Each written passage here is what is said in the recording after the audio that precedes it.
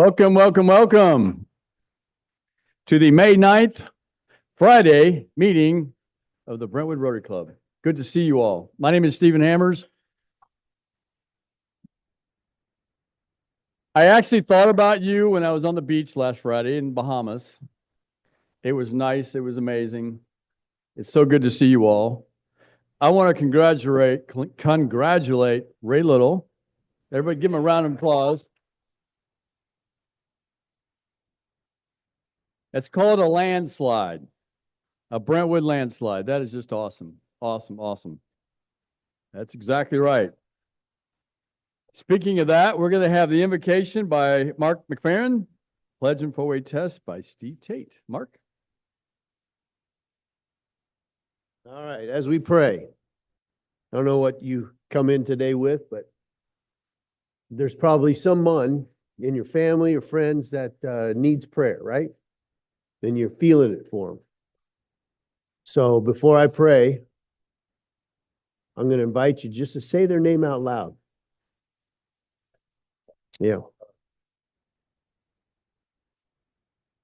Alan, Richard. Lord, you heard a bunch of names just now. And you know what's in our heart. You know the difficulty these people are going through, and we feel for them. So we pause to say, thank you that you're a God who hears us and you care and love us. And we can come to you with names, coming to you with our concerns. But we honor you today, Lord. We thank you that this club honors you. And men and women in this club have personal relationship with you. You're a God of want to be our friend. And we appreciate all that you've done for us through your son, Jesus. Thank you for what this club has done recently. We'll continue to do. Why? Because we're people that realize that to whom much has been given, much is required, and we want to do good in this world and right here in our own community. We give you praise for all the good things going on. And we ask that you would continue to comfort everybody in this place. You give us wisdom to do life the way you want us to do it. In Jesus' strong name, amen. Please join me as we pledge allegiance to our flag. I pledge allegiance to our flag. United States of America.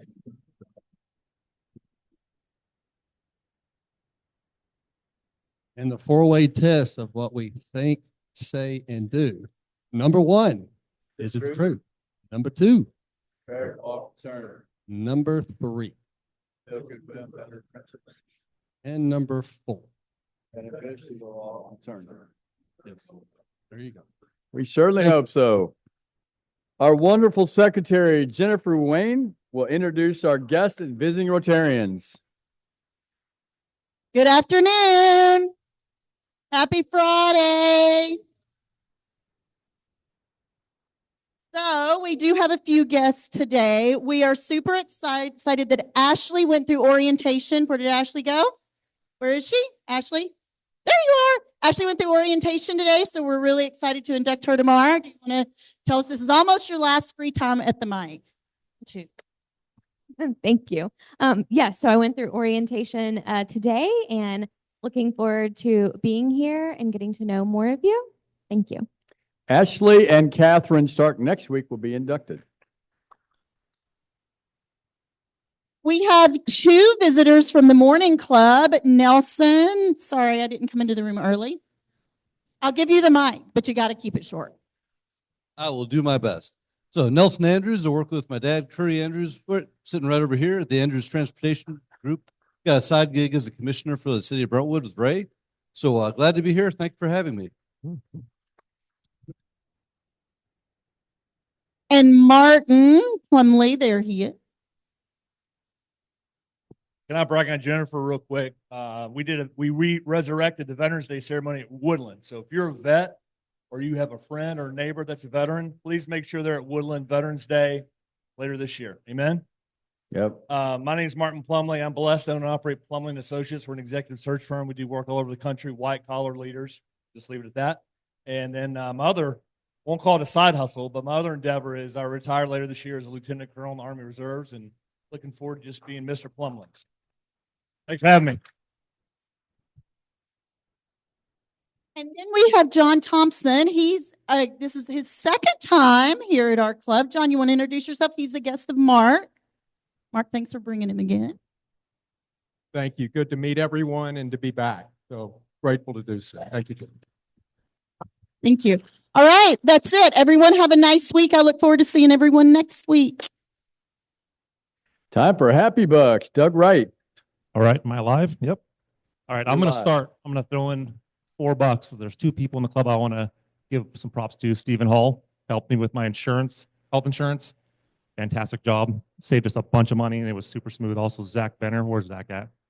I went out, got a tune-up out of his shop out in Mount Juliet. Awesome job, and I look forward to working with them. So, who else is happy?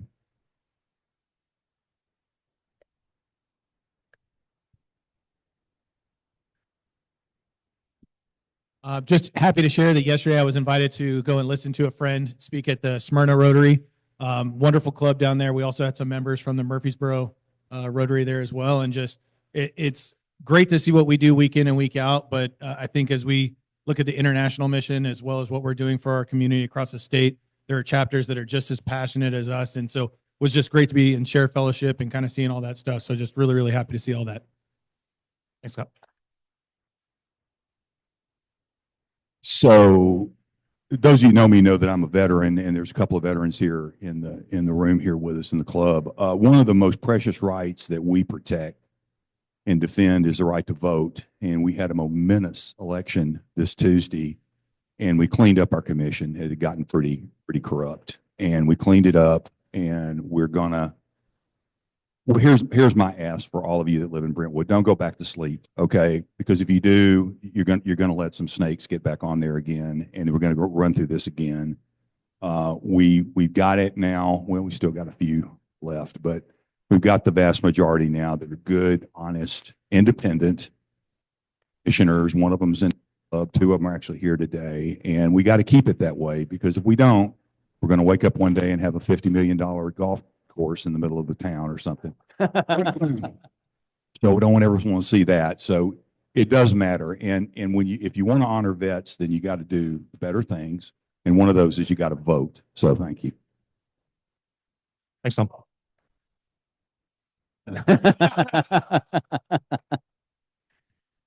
Guys, I'm excited for a few different things. I went to an event last weekend and just it was a boot camp with some self-development for men, and I'm just on fire. I have $2 here. One I was going to just say, but then I saw my buddy Bob here, and I'm so excited for him to be here. We bonded last year at the Pancake Day, and I just got to know him. And then we were going to have coffee and stuff, and of course, life happens. So I was bummed that he wasn't there this year, but I'm so excited to see you today. I want to definitely schedule this coffee with you, Bob. So there's $1 for that. Now, the second dollar is going to be, and thanks to my buddy Ben Morgul, he is on fire for the Lord. And I was telling some people about him, but he's kind of like a golden retriever energy and a 5-year-old spirit. And what I mean by that, he was like saying, Zach, I was talking to the Lord the other day, and he's just so excited about talking about the Lord and how when you ask for what the Lord for what you want, he'll give you what you ask. The problem is we're telling the Lord what we have, our problems. And he turned me on to this little book. It's by Charles Capp. It's a pocket-sized book. It's called God's Creative Power and Death and Life in the Power of the Tongue. And so be very careful what you say. But this is like a really cool book. You can get it on Amazon, $15. And just it's like a little spiritual workout. You have a bad day, you need to like just, a little tune-up. And I've started reading this about a week ago, and I can already feel the Spirit like kind of changing my heart and everything. So I just want to share that with you guys. Talk to me about it. I can, you can take a picture of it, but you won't be disappointed. So that's why I'm happy. Thanks, guys. Awesome. Thanks, Zach. Mark. So this is just to announce that I don't know if any of you have a favorite restaurant, but I do, and I've been going to it for about 8 years. It's called The Cookery. And this favorite restaurant, I became an employee 2 weeks ago. So I'm now on their team, helping blow wind into what they do and overseeing their program. What's unique about this Cookery restaurant, located on 12 South, just outside of 12 South, on the corner of Wedgwood and 12 South, on Belmont's property, actually. There's a culinary school in it for guys that have hit rock bottom, come out of homelessness, incarceration. They want a new life, something better. And they use the culinary over a 3 to 12-month period to go through this program. It's a 24/7 discipleship. And it's messy, but really good. The food's really good too. The guy who started it is from Australia. He found himself homeless for 4 months on the street when he came here 20 years ago, and then got a job at Fleming Steakhouse. And for 8 years became the number 2 guy and learned the skills. So he's brought that and he uses culinary. So 7 to 2 o'clock, come down there, call or just look for me. I'll be happy to host you and have you eat some good food at the cookery.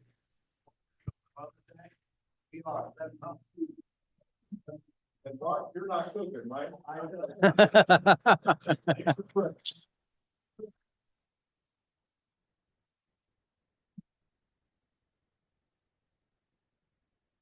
All right, I've got $3 for 3 great campaigns last week for Janet, Kim, and Ray. Congratulations. And just the observation that Ray broke his own record, get the most votes of any Brentwood candidate ever. Wow. Jennifer? It's a big moment. Really not a whole lot of big stuff. But first thing I want to remind you guys, the rodeo is next week for the Franklin Club. I sent out a sign up genius. There are some openings I just looked. So if you guys want to go to the rodeo, it is sold out. So if your only way to get there, that is one. And then the international convention this year is next month in Calgary. So there are quite a few people in this room who are going to be going. If you haven't told me yet that you're going, we are planning like a group dinner while we're there. So if you have any interest in doing that, please let me know, because I'm kind of setting it up ahead of time and I'd love to meet you. That's it. Thank you. Mike?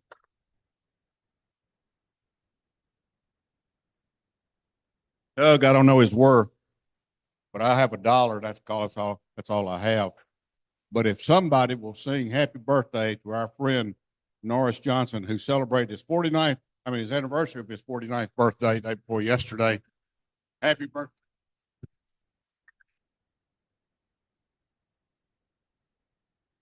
All right, Larry. Just a weekly golf reminder on your table are brochures that we hand out. If you don't have one, please take one. If you haven't sold anything yet, please sell something. Thank you. All right, in the back. Put Bobby down right there. I'm gonna throw $20 in here, and that's just what I have in my pocket. So here we go. But 3 things. Number one, Jennifer Ruane, I didn't finish my story there. She befriended my mom at that Veterans Day ceremony at Woodland last year. And she is a sweet lady, and it's great to know Jennifer, and I consider her a friend. She's awesome. But pray for my dear mom. She's 84. She's having some heart palpitations. I talked to her about an hour and a half ago. Her name's Patsy or Pat. I'm grateful for Clover Crop. We had field day this morning. My son finished 2nd place in 4th grade dash, so that's pretty cool. Go Eli. And then pray for the kids tonight. There's a dance at Woodland if you're not tracking that. And my daughter's in 7th grade, and just pray everyone does the right things. Amen. Make sure we get this 20. Anybody else? Reading Larry's hat, I'm just going to ask. Anybody else? All right, I think that's it. Awesome. Hey, let's do a few announcements. June 5th, everybody mark on your calendar. We are having the end of the year outgoing celebration, whatever you want to call it, at my house. We're going to have hors d'oeuvres. Starts at 6:30. So please come and go as you please. Just don't come prior to 6:30. Come and go after that. Have I told my wife that? Michelle, I think she did. Michelle called her out of the blue and said, "Do you know you're hosting something?" Was she surprised? She's probably used to. Yeah. That was good. June 5th. So social for the entire club. Bring your spouse, bring your better half. Please do. So it's going to be a lot of fun. It's going to be a lot of fun. Also, don't forget the June 7th District Rotary event. And then we've got our July 10th installation banquet at Richland Country Club. That's always a big end of the Rotary Year event. July 10th at Richland Country Club. Also, one quick thing also, if any of you are going to go to the Smyrna Air Show, the Smyrna Air Show is July 14th and 15th. On the 14th, I am having a big hangar party at my airplane hangar overlooking the runways to watch the air show. So if you want to come, I'll send out directions how to get to my hangar. You park where everybody else parks, but then you can walk to my hangar because it's on the same side. And we're going to have a big cookout. Bunch of sodas, no alcohol, sorry. But hot dogs, hamburgers, bring your family, and be in a nice covered hangar watching the air show. So I'm inviting everybody. It's going to be Saturday the 14th is when I'm going to have my hangar party. So it'll be fun. Saturday, June 14th. Yeah, the air show is the 14th to 15th, but I'm going to do it Saturday. So it'll be a lot of fun, and you'll want to get out of the sun and all the free food that you want rather than the food that you buy there. So anyway, I'll mention that again. So that's it for that, and we're going to jump right in on time with our speaker. Kip Dotson is going to introduce our speaker today.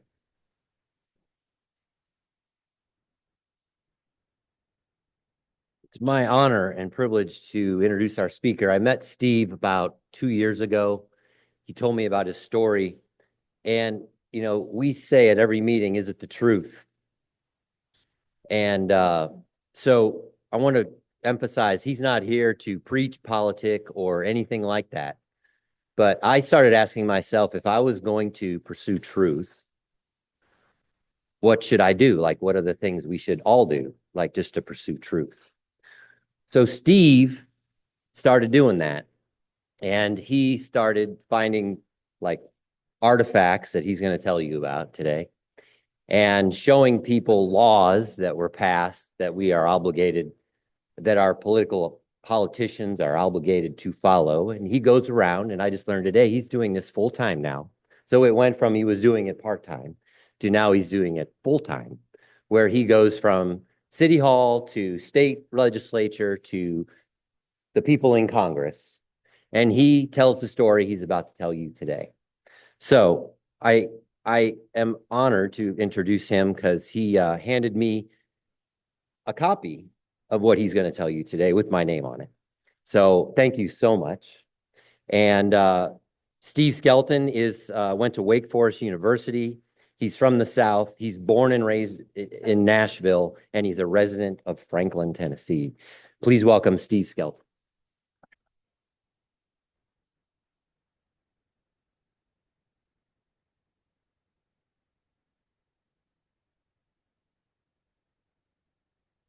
Wonderful. I tend to walk. I tend to pace. I'm going to get out of my own way right there with the First American Bible Project. Yep. Thanks so much for that introduction, my dear friend. Kip, I do need to make one correction. I didn't go to Wake Forest. I went to Vanderbilt. So, you know, and sometimes people say, Vanderbilt, you mean you went to the place that's only got like a 7% acceptance rate? I said, yes, right. That's exactly right. Although I went there 30 years ago when things were much, much more lax. But at any rate, just one small correction there, Kip. Thanks, brother.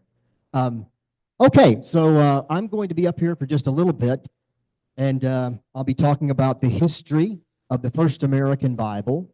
And before long, I'll be wrapping it up, taking a few questions, and then hopefully allow a little time for folks to come up and have their picture taken with this Bible here on my right. I think you'll better understand why that might be significant by the time that I'm done. And before long, I'll be saying one final thing. And by the way, just to manage expectations, does everybody know what it means when a speaker says one final thing? Thank you. It means nothing at all. So we're straight on that. There'll probably be 3 one final things. Normally, I'll try to keep it down to 2. Okay, all right. I'm Stephen Skelton. Thanks again for the introduction there, Kip. And I'm with the First American Bible Project. And at the First American Bible Project, we are the curators of an original First American Bible, which we brought back into print. so that we could put this historical Bible into the hands of teachers in schools and then also political leaders, elected leaders at various places in government, and then also in churches as well. And the reason that that is interesting to those three places, the schools that have accepted it, the governments that have accepted it, and the churches that have accepted it, is because of the history. It's just the history, history, history. And did I mention history? Here's the history. The history is that when the American Revolution began, America stopped trade with Britain. When we stopped trade with Britain, among the many products that we stopped receiving from Britain were Bibles, because Britain is the only place America got its Bibles from. It was the King James Version of the Bible. Britain's the only place that we got it from. Now, to make that matter worse, not only have we just cut off our supply of Bibles through trade, but also, and this is the part everyone always says, wait a minute, come again? But also, it was illegal in America to print the Bible. So the home of the free and the land of the brave, and it was against the law to publish God's word on American soil, because King George held a license on the King James Version of the Bible, and King George was not allowing anyone in the American colonies permission to publish the Bible. You see, he had us in a stranglehold of religious oppression. Because we had cut off our supply of Bibles through trade, we couldn't print our own Bibles. And so we actually suffered a shortage of Bibles at the foundation of the nation. I hold this Bible in my hand right now. Some of you may have Bibles at home. Never take that for granted, because in America, once upon a time, it was illegal to print the Bible here. So into that crisis steps a real hero of American history. It's a man named Robert Aitken. And Robert Aitken, kind of a funny last name. I'll spell it because I want you to know it. A-I-T as in Tom, K-E-N as in Nancy. So Robert Aitken. Robert Aitken is a huge figure in American history for nobody to have any idea who he is today. Robert Aitken was a first-generation immigrant from Scotland who moved to America. He became a printer and then became the first printer for the Journals of Congress. So what that means is that Congress at our foundation was looking at all the activity they were doing, all the laws and decrees and resolutions and, yes, declaration that they were passing, and they realized no one was recording this stuff. And within one generation, if they didn't start a compendium called the Journals of Congress, as history would record, if they didn't start a collection of this, then Americans would have no idea how they did it, no idea how they founded the country. So they started to look around for printers who would accept that mantle, accept that job. Now, that job came with a big risk, which is that if we lost, the printer for the Journals of Congress could find himself swinging at the end of the same rope that the rest of those traders, our founding fathers, would have found themselves swinging at the end of. After all, this was a position to be filled for the official recorder of the founding documents of this rogue nation. So that was what they put out to folks. They said, hey, listen, you can take this job, but you might die doing this job. And Robert Aitken said, I'll do it. So they said, you're the man, Robert Aitken. And so as history would record, Robert Aitken is the man that preserved the Declaration of Independence. I mean, as the first printer for the Journals of Congress, it was by the very hand of Robert Aitken that this type was set to record Thomas Jefferson's famous words in type so that future generations of Americans, including you, me, and everybody you know, past, present, and future, that's an American, would have any idea how they did it. He began to record all the laws and decrees and resolutions and declaration. Yes, the Declaration. So that kind of gave him a solidarity with the founders because he was the guy. You know, he had laid down his life, metaphorically, the same as the rest of them had done, to be the official recorder of the founding documents of this rogue nation.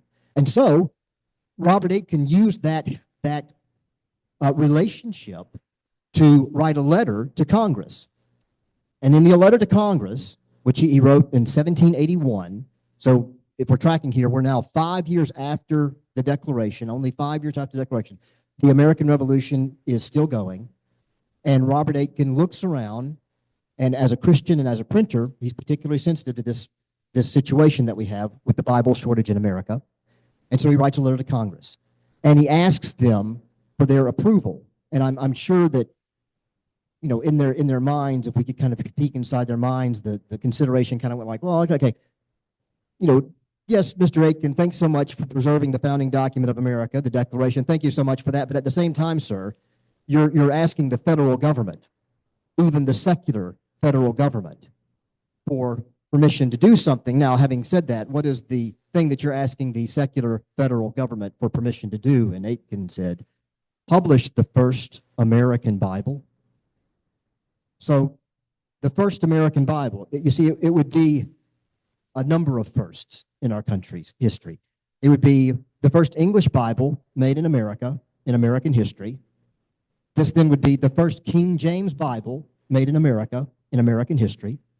This then would be the first English Bible made for schools in American history.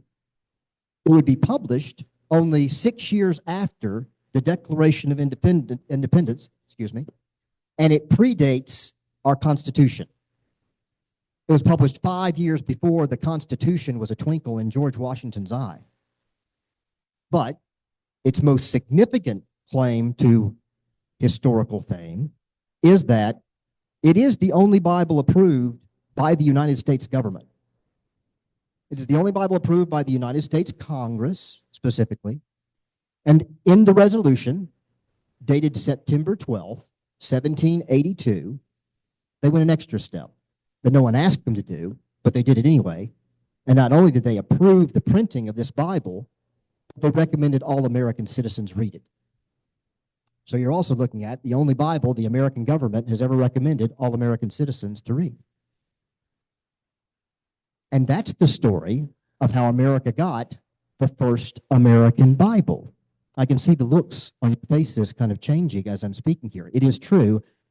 I could not put you any closer to an original founding document of America unless I put you on a plane, flew you up to Washington, D.C., we went to the National Archives Museum, and we stood in front of the actual Declaration of Independence, which is located about 10 feet from the actual Constitution. But again, this Bible, the ink hit the page. I mean that one sitting in the case right here in the room with all of us right now. The ink hit the page only 6 years after that Declaration of Independence and 5 years before the Constitution. Some of you will come up afterwards and you'll get a closer look, and you might note that the ink on that page is actually better preserved than the ink on the Constitution today. So I would invite all of you, after we're done here, to make your way up to the front if you'd like and get a picture with that Bible, because otherwise your friends and family won't believe you. Okay, so I said that we are the curators of an original First American Bible, which we brought back into print. I've got one, Kip's got one here in the room here. And what we do with this Bible is we put it into governments, schools, and churches. Let me take schools first, because that's actually the reason that we began the First American Bible Project, was to put this Bible into the hands of public school teachers and any other teachers that would take this Bible as a historical document. A lot of people have a certain idea of what it means when we say we're putting the Bible back in school. A lot of people have a certain idea about what that means, and a lot of people are wrong. Let me tell you what we're actually doing.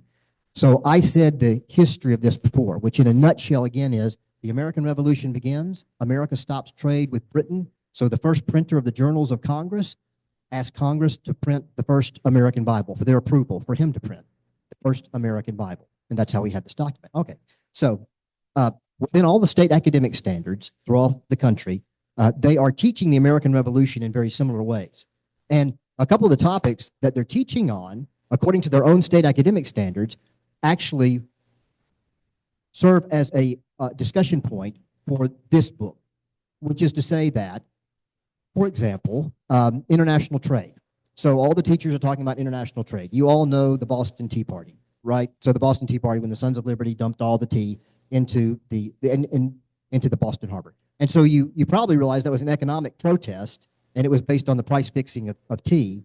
So when the teachers talk about the economic factors of the American Revolution, they're going to talk about international trade. And here, at that point, they're able to say, students, I have an object lesson for you.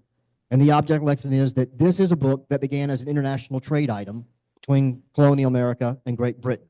And then a little later, they're going to talk about domestic trade as they talk about the economic factors of the American Revolution. And domestic trades when we manufactured our own and we began to sell our own products to our own citizens. Well, this is where Made in America began. So they're able to say, students, I have an object lesson here for you. We had talked about this book. We used it as an example of an international trade item. And now we're going to talk about domestic trade, things made in America and sold in America at the foundation of the nation. And here again, we have this object lesson that the students are able to take it, pass it around, hold it in their hands. It ties into the tactical method of learning. You guys probably know that some people learn by hearing, some people learn by seeing, using their eyes, some people learn by touching, right? So this is then is something that actually satisfies all three of those. But it's being used as an object lesson for those topics that the teachers are already teaching. So it's an international trade item, object lesson. It's a domestic trade item, object lesson. All of this within the context of the colonial period. It's also an example of immigration. Robert Aitken, I said, was a first-generation immigrant from Scotland who came over here and became the printer for the Journals of Congress and the preserver of the Declaration. That's a great immigration story for the students to mark in their minds, something they can kind of put their hands on. Okay, so what we're talking about here is the teachers are using it in accordance to their own state academic standards. We're not adding anything to their plate. They're already teaching these topics. All we're doing is we're putting in their hands something that they can use as an object to let the students hold in their hands and then learn better whichever topic it is that they're teaching. International trade of colonial America, domestic trade of colonial America, immigration into colonial America. I think you guys get the point. And I see some of these worried looks on your faces. There's not going to be a quiz. Not that. Just, you can gloss over it. But those are the kind of topics that are being taught throughout the United States according to each individual state's standards. And what we do is we show the schools the standards this applies to, and we also tell them the topics it applies to.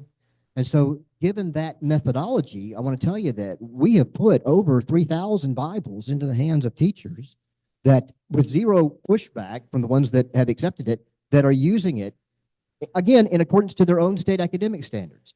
So when I said that we were putting the Bible back in school, I'd be surprised if many of you had in mind that we were actually doing it that way. That is the way that we have been able to put the Bible back into school. So now I said governments. Let me cover governments briefly. So in Tennessee, my home state, because I was born and raised in Nashville, in Tennessee, we started with our state first, and we did a Bible distribution of the first American Bible to all our senators and representatives. This was about 2 years ago. And then, I wonder if I'm getting ready to tell you guys something that you didn't already know. And then, a couple of years after that, I was involved in the creation of legislation that made this Bible, for the first time in American history, for any state, that made this Bible an official state book. Did you guys know that we have the Bible as an official state book in Tennessee? Governor Lee signed it into law last July. Some of you are nodding your heads. Yeah, this is the Bible. And one of the reasons that he did that is because it's actually housed here in Tennessee.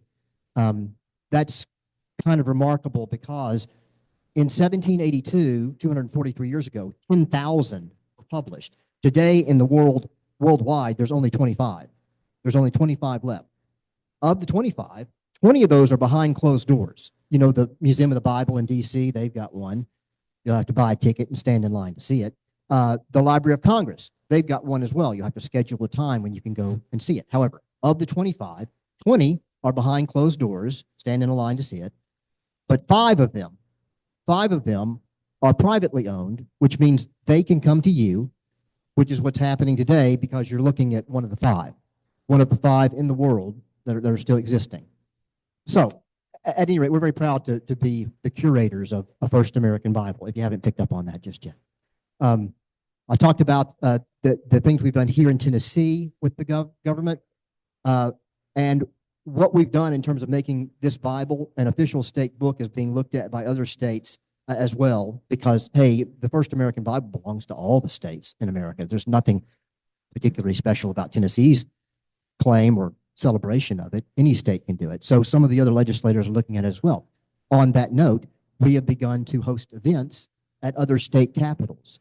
So 2 days ago on Wednesday, we hosted the Pennsylvania event. And at the Pennsylvania event, we brought the original First American Bible, and kind of like moths to a light, you know, all the senators and the representatives, they want to come stand next to history, you know, and have their picture taken with it. So we hosted an event where we brought in the original, and then we distributed the replicas to all of the senators and representatives. And what I think is so cool about that is somebody had asked me, why is it important to put a First American Bible, you know, into the hands of a legislator?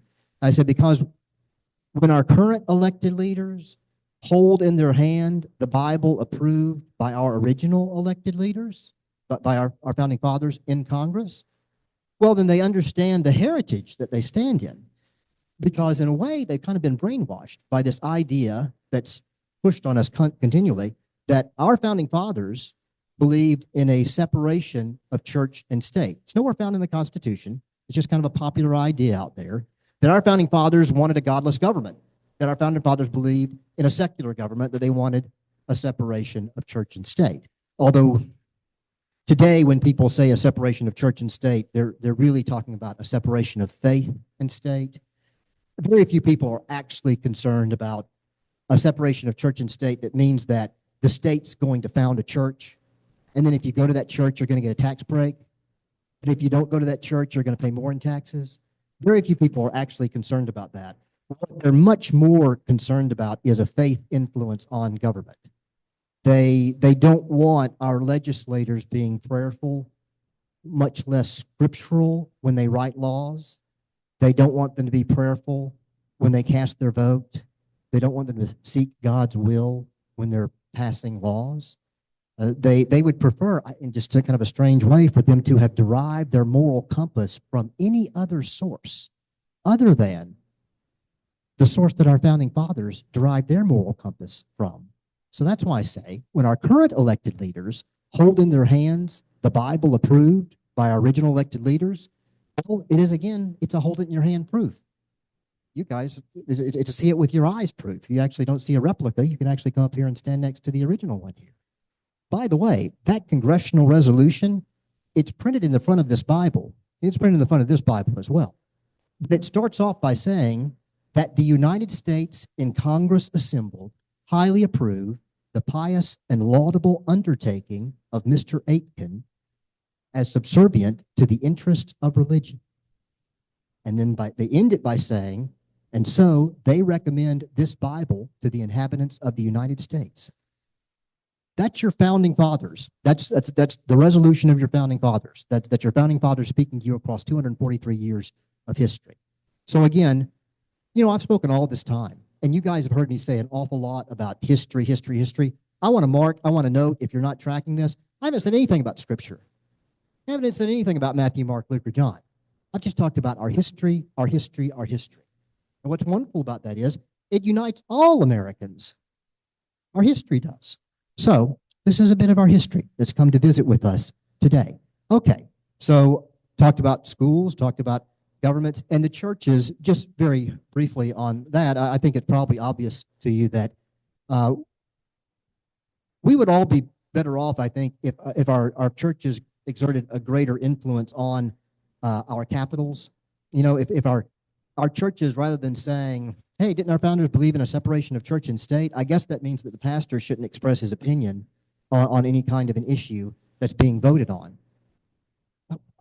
Would we say that about any other citizen? Why is a pastor somehow held apart from that the pastor shouldn't, from the pulpit, address an issue?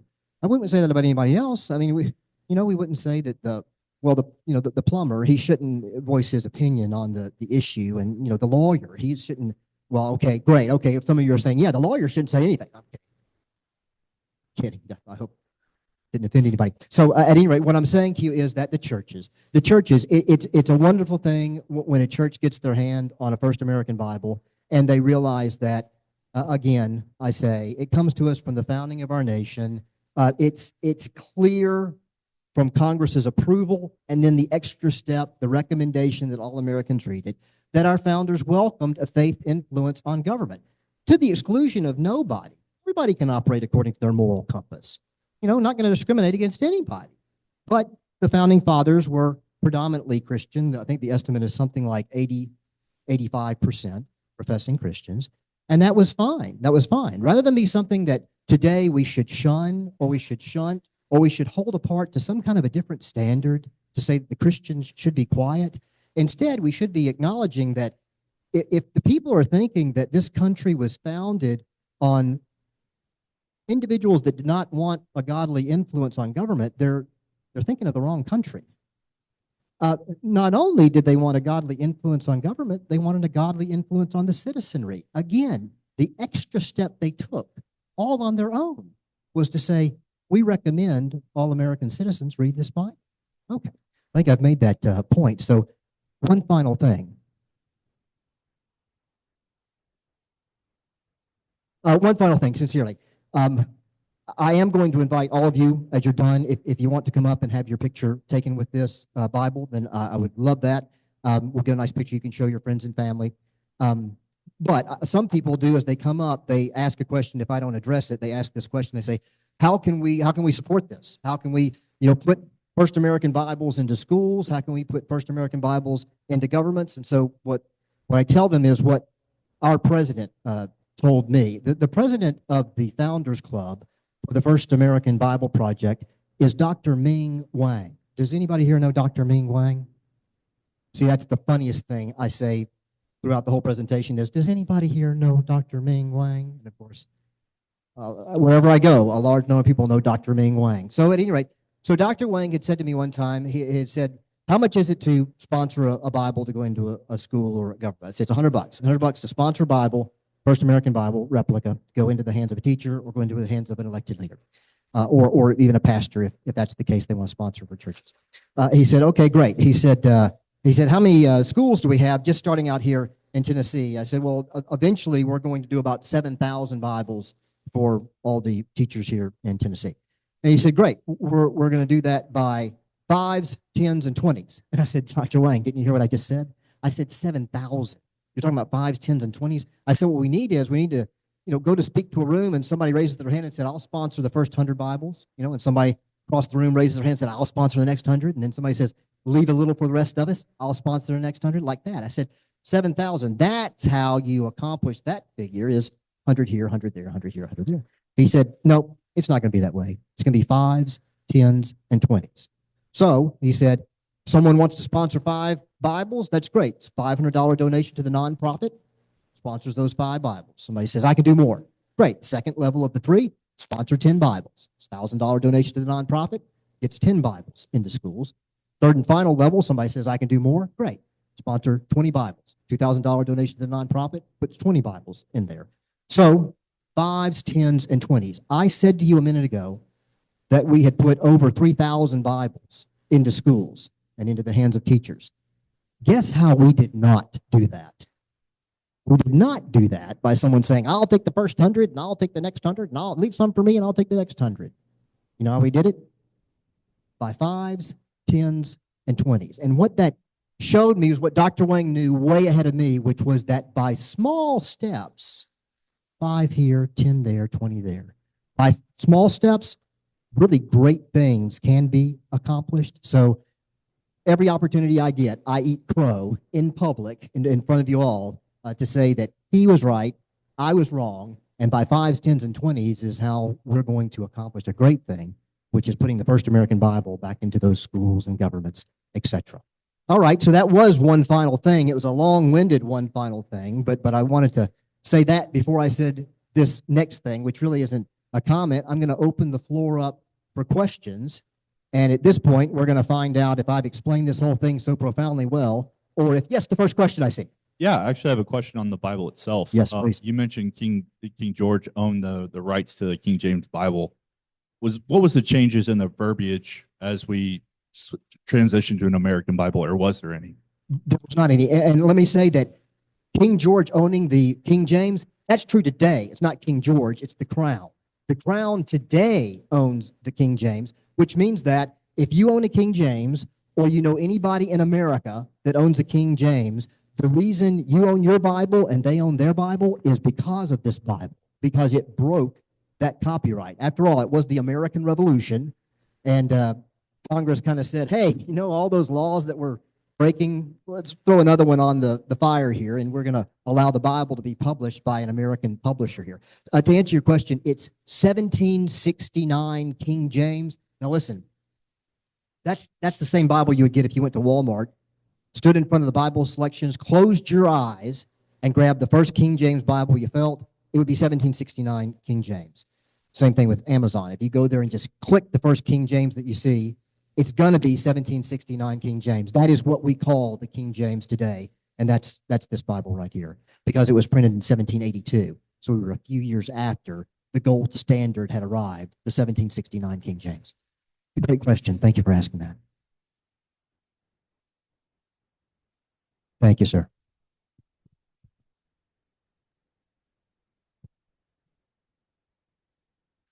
How did you get this Bible? Who owns this Bible? Oh, yeah, it's awesome. So, you know, it's like, you know, a first American Bible, people are like, where'd you find that? Was that like in Benjamin Franklin's cave? Is that what you did? You know, I'll throw you the Bible, you throw me the whip. You know, Indiana Jones reference if somebody caught it. Thank you. Thank you. The way that we have this Bible is eBay. Yep. So this is what happened. So back in 2018, a friend of mine had taken me out for a lunch, and he said, hey, after we're done with lunch, let's get back to my office. I want to show you a book I picked up. And I'm thinking, oh, great. He's been to Borders, and he's picked up a book, and he's excited to show me about this book. We get back to his office, and he reaches up on his bookshelf. He pulls off a box, not a book, like a ceremonial box. He opens it up, and inside is one of these Bibles. And he begins to tell me the history of the first American Bible. And I'm blown away, because by that point, I'd been in full-time Christian publishing for 20 years and had never heard the greatest story in Christian publishing in American history, the story of how we got the first American Bible.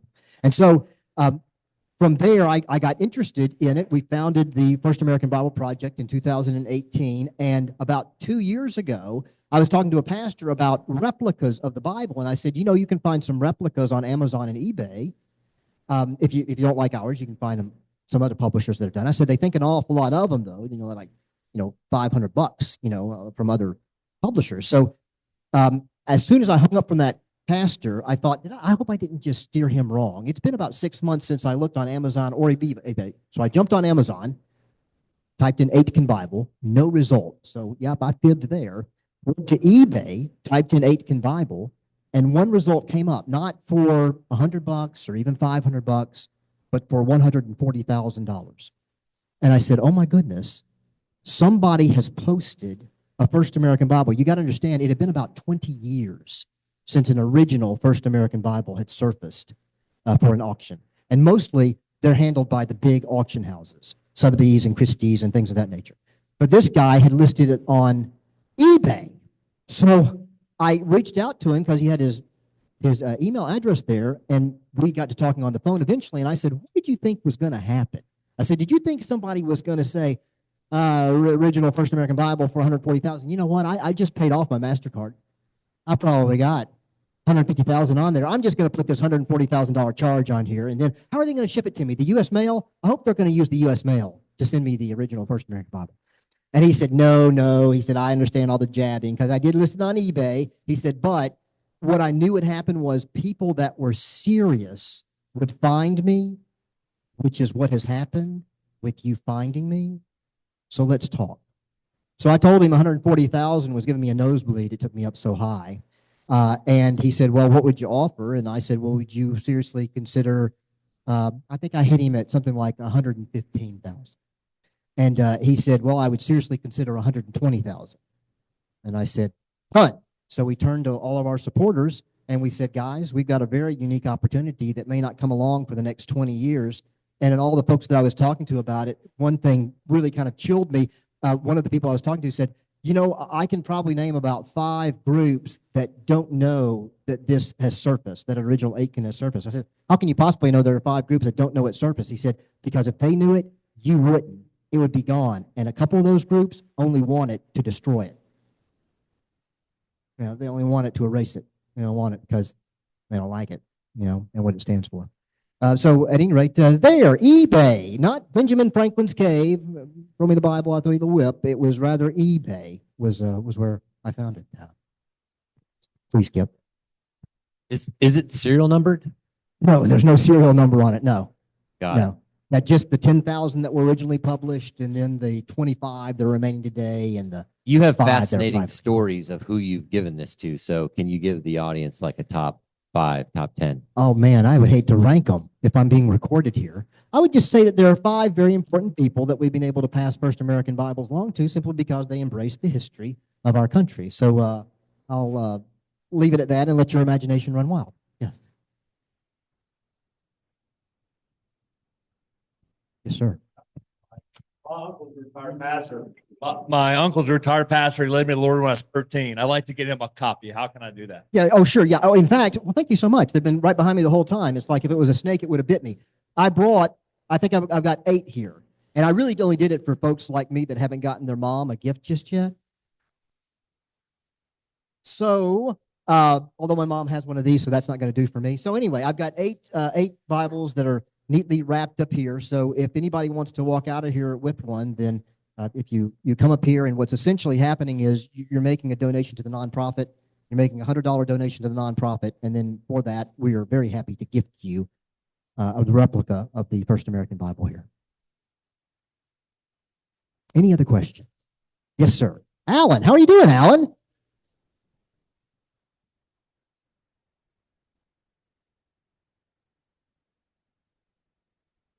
You and I are so close, though. I'll just come over to you, Alan.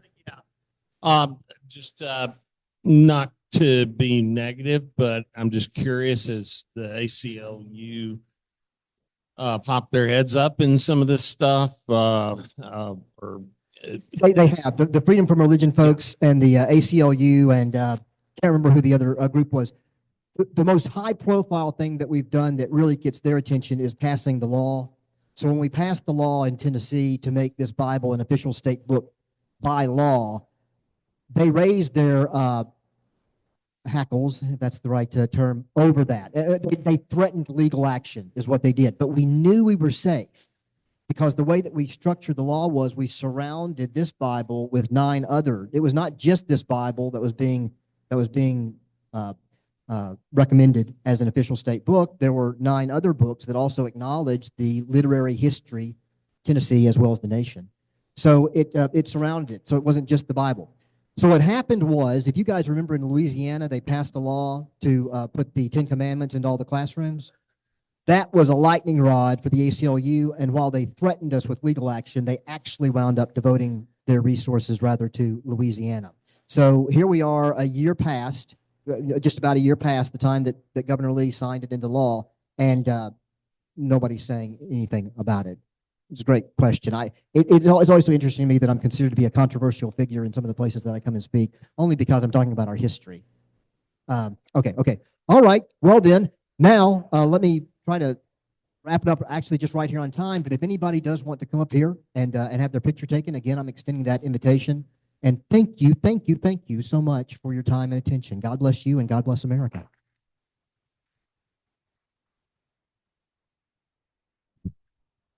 Hey, Steve, we have a very historical book here that we've been using it in our Rotary Club for many, many years. And we'd like for you to sign it. We're going to give a pen to you for coming speaking. We'd like for you to sign it, put a little note on what you talked about, and we read it to first graders. So I'm going to have you sign that. All right. Don't forget to put the chairs up, stack them in 8, not against the wall. And I believe that's it. And we want to welcome all the guests that have come. We really appreciate it. Love to have you back. And if there's nothing else for the good of our Rotary, we are adjourned. Have a great weekend.